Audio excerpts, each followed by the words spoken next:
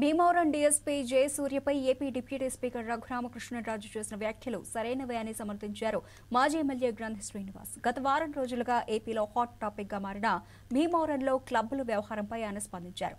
Pawan Kalyan appointment ఇస్తే వెళ్లి భీమవరం విషయాలన్నీ స్వయంగా వివరిస్తానని చెప్పారు.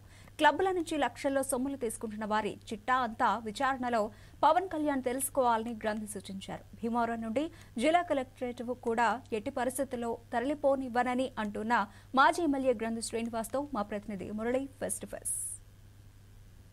గత వారం రోజులుగా భీమవరంలో జరుగుతున్న రాజకీయ పరిణామాలపై స్పందించడానికి మాజీ ఎమ్మెల్యే గంధి శ్రీనివాస్ మనతో ఉన్నారు. చెప్పండి సార్, గత వారం రోజులుగా జరుగుతున్న రాజకీయ పరిణామాలు కానివ్వండి, ఇక్కడ డిఎస్పీ వ్యవహారం కానీ ఏ విధంగా చూడాలంటారు? ముఖ్యంగా ఈ విషయంలో పవన్ కళ్యాణ్ గారికి అభినందనలు తెలియజేయాలి. ఎందుకంటే ఇక్కడ వాస్తవాలు తెలియజేయడానికి విచారణ జరపమని చెప్పి కోరడం అయినా అభినందించదగ్గ విషయం.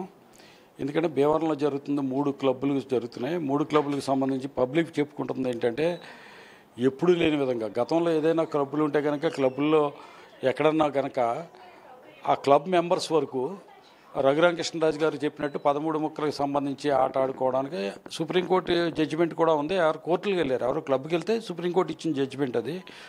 ఆన్ కెమెరా మొత్తం అవన్నీ ఆటలు జరుపుకుంటాం, మనీ డబ్బులతోటి జోదం ఆడకూడదని చెప్పేసి ఉంది.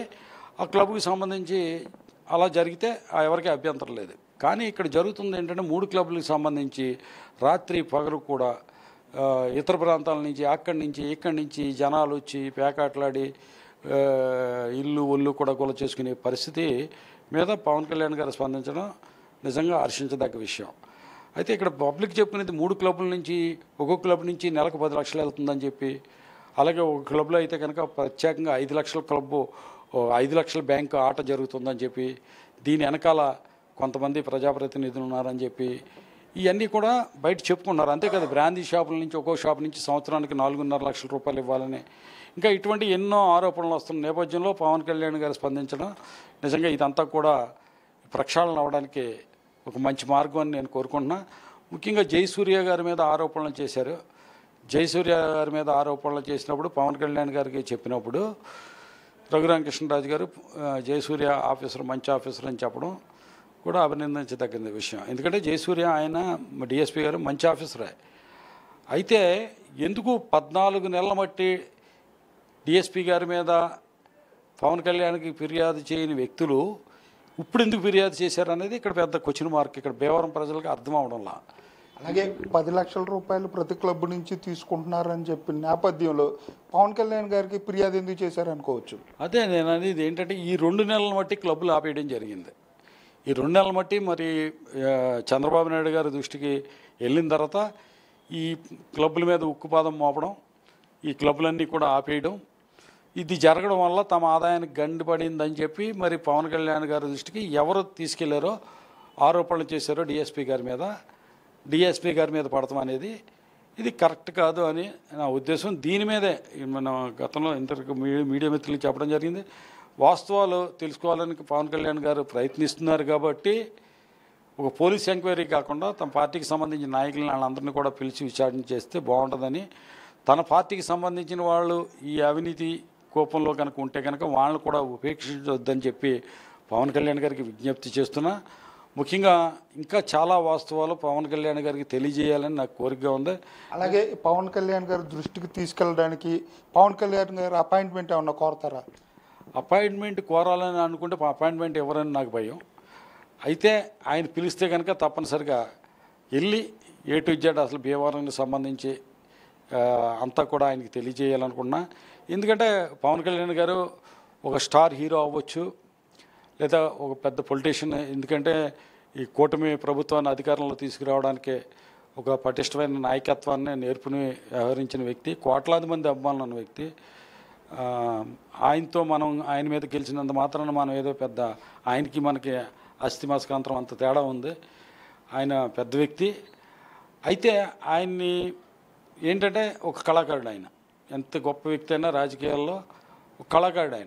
ఆయనకి సున్నితమైన మనసు ఉంటుంది. ఆయన ఎలా ఆలోచిస్తారంటే రాముడు అని పేరు పెట్టుకున్న వాళ్ళందరూ కూడా మంచి బౌలరే అనుకుంటారు ఆయన. ఎందుకంటే మనం అనుకుంటాం రాముడు మంచి బౌలర్ అంటాం కదా, అలాగే రాముడు అని పేరు పెట్టుకున్న వాళ్ళందరూ కూడా మంచి బౌలర్ కాదండి. దాంట్లో కూడా చాలామంది దుర్మార్గులు ఉంటారు అన్ని విషయాలు కూడా కూలంకుషంగా ఆయనకి చెప్పడానికి, వివరించడానికి, వాస్తవాలు తెలియజేయడానికి సిద్ధంగా ఉన్నాను. అలాగని నేను చెప్పినవన్నీ నమ్మవలసిన అవసరం కూడా ఆయనకి లేదు. దాని మీద కూడా ఆయన తనకున్న ఏదైతే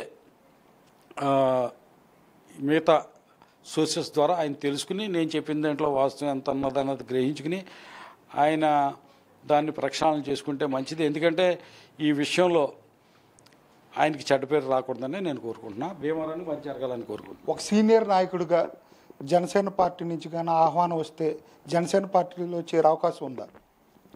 ఇంతకుముందు మీతో చెప్పాను, పవన్ కళ్యాణ్ గారు అసలు అపాయింట్మెంట్ ఇస్తారో ఎవరో అని నేను ఆలోచిస్తా ఉంటే అది మొదటి మెట్టు. అది ఇంకో 100 మెట్టు దగ్గరికి వచ్చినేస్తున్నారు మీరు. అది నా ఊహకు కూడా అందది. అలా వస్తే కనుక తప్పనిసరిగా నేను మా కుటుంబ సభ్యులతోటి, మా మిత్రులతోటి, అందరితో ఆలోచించి కానీ నేను నిర్ణయం తీసుకుని నా ఒక్క నిర్ణయం అనేది కరెక్ట్ కాదని నేను అనుకుంటున్నాను. అలాగే మంత్రి పదవిని త్యాగం చేసి జిల్లా కేంద్రాన్ని భీమవరానికి తీసుకొచ్చారు. ఆ జిల్లా కేంద్రం కూడా తరలిపోయే అవకాశం ఉందంటూ కూడా జరుగుతున్న నేపథ్యంలో మీ స్టెప్ ఏ విధంగా ఉండబోతుంది? తప్పనిసరిగా అది జరగదు అనుకుంటున్నానండి. ఎందుకంటే గెజిట్ నోటిఫికేషన్ ఇచ్చిన తర్వాత 30 రోజులు టైం ఇవ్వడం జరుగుతుంది ప్రభుత్వం. ఆ 30 రోజుల్లో జిల్లాకు సంబంధించిన ప్రజలు ఇంక్లూడింగ్ ఈ అంజుబాబు కూడా అభ్యంతరం కూడా చెప్పలేదు జిల్లా కలెక్టర్ కార్యాలయానికి సంబంధించి. అటువంటిప్పుడు ఇది తరలిపోదనే అనుకుంటున్నాను. ఒకవేళ తరలిపోవడానికి ఏమైనా ప్రయత్నాలు జరిగినా, ప్రభుత్వ పరంగా చర్యలు ఏమైనా తీసుకున్నా దాని మీద న్యాయ పోరాటం చేయడానికి సిద్ధంగా ఉన్నాం. భీమవరంలో జరుగుతున్న అన్ని కార్యక్రమాల గురించి కానివ్వండి, పవన్ కళ్యాణ్ అపాయింట్మెంట్ కోరి పవన్ కళ్యాణ్కి సవివరంగా వివరిస్తాను. భీమవరం హెడ్ క్వార్టర్కి సంబంధించి ఏదైనా జరిగితే కానీ అది వాటిపై న్యాయ పోరాటం చేయడానికి సిద్ధంగా ఉన్నానని చెప్పి స్పష్టం చేస్తున్నారు భీమవరం మాజీ ఎమ్మెల్యే గ్రంథి శ్రీనివాస్. Over to studio.